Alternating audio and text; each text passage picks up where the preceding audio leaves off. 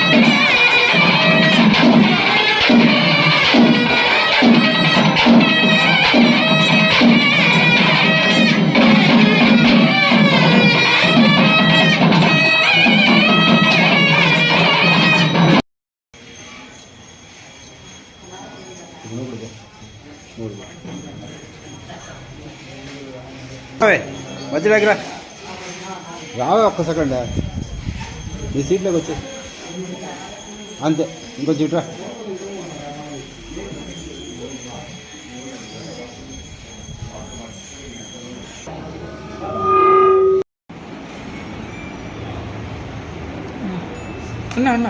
జై గోవింద.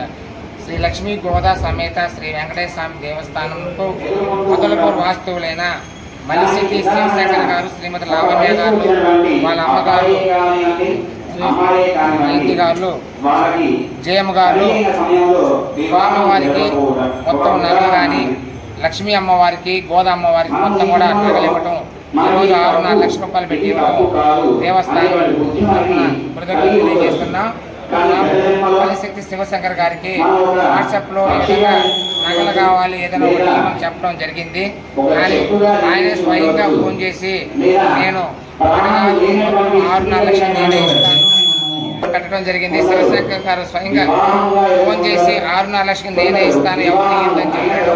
ఇంకా ఆ రోజు నుంచి మేము ఎవరిని కూడా నగలు కానీ ఇవి ఇవ్వమని మేము అడగలేదు. ఎందుకంటే వాళ్ళెంతో ప్రేమతో ఇష్టంతో మేము ఇస్తున్నామని చెప్పేసి వాళ్ళు ఇవన్నీ ఇవ్వటం జరిగింది. కావున వారికి ఈ ఆలయానికి అనేక విధాలుగా స్లాబ్ కానీ 1.5 లక్షలు ఇచ్చున్నారు. అంతకుముందు బ్రహ్మోత్సవాల్లో అన్నదానానికి ఒక 50,000 రూపాయలు, ప్రతిష్టప్పుడు ఒక 50,000 రూపాయలు, ఇంకా ప్రతి ముగ్గురు కూడా పూలదండలకు ఒక 20,000 రూపాయలు, ఇంకా అనేక రకాలుగా ఏ కార్యక్రమం జరిగినా నేనున్నాను అని చెప్పేసి ఆలయానికి అన్ని రకాలుగా అభివృద్ధికి తోడ్పడి ఉన్నాడు. వారికే వారి కుటుంబ సభ్యులకు కృతజ్ఞతలు తెలియజేస్తూ, ఎందుకంటే ఒక 50,000 రూపాయలు వస్తూ అడగాలంటేనే చాలా మంది మళ్ళీ చెప్తామంటుంటారు.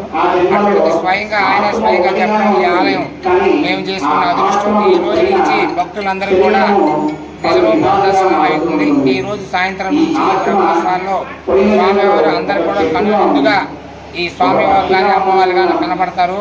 మా అందరూ కూడా కొంచెం బాధగా ఉండేది, ఒక నగరం ఇంకా ఏం లేదండి. అటువంటి ఈ శివశంకర్ గారి దయ వల్ల మొత్తం ఈరోజు స్వామి అమ్మవాళ్ళకు ఈ బ్రహ్మోత్సవాల్లో అంగరంగ వైభవంగా అందరి భక్తులు కూడా దర్శనిస్తారు. ఈ అవకాశం మా అందరికి కూడా ఇచ్చి వీళ్ళందరూ ప్రజలందరూ కూడా ఈ బాధ్యత శివశంకర్ గారు ఎల్లప్పుడూ ఆయా ఆరోగ్యాలు, శ్రీ సంపదలు, అష్టైశ్వర్యాలతో సరిపోగాలని ఇదేదైనా పొదలూరులో కూడా ఏ గుడికి కానీ ఏ ఆలయానికి కూడా ఇతను చెప్తే ముందు నేనున్నానని చెప్పి ఉద్దేశంతో వాళ్ళకి ఎంతో కొంత ఇవ్వడం జరుగుతుంది. అంత సహృదయ వ్యక్తి కాబట్టి వీళ్ళు ఎల్లప్పుడూ మంచిగా ఉండాలి. ఈ ఆలయ అభివృద్ధికి ఎప్పుడు తోడ్పడుతూ ఉండవలసిందిగా మరి కూర్చున్నాం. అదేవిధంగా గాలిగోపురానికి సంబంధించి కూడా వీళ్ళ రియల్ ఎస్టేట్ వ్యాపారంలో భాస్కర్ గారు, శివశంకర్ గారు, ఇంకా అదేవిధంగా వాళ్ళ తాతలు అందరూ కూడా కలిపి 10 లక్షల రూపాయలు చెప్పడం కూడా జరిగి ఉంది. రేపు అవి రిజిస్ట్రేషన్ స్టార్ట్ అయితే వాళ్ళు అవి కూడా ఎక్కువ జరుగుతుంది. ఇదే విధంగా అంచెలంచెలుగా ఎదుగుతూ ఈ ఆలయానికి అభివృద్ధి కోసంగా మరి వీళ్ళందరూ దేవస్థానాన్ని గొప్పగా నిర్వహిస్తున్నాయి.